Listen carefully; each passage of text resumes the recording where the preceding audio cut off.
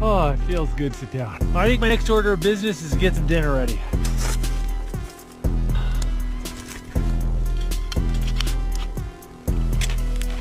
Also got some dried figs here.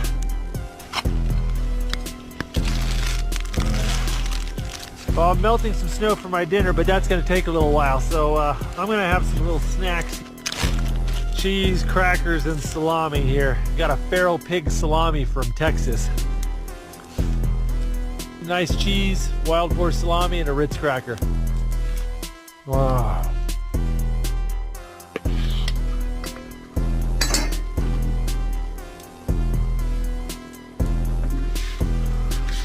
Put a little hot sauce on there.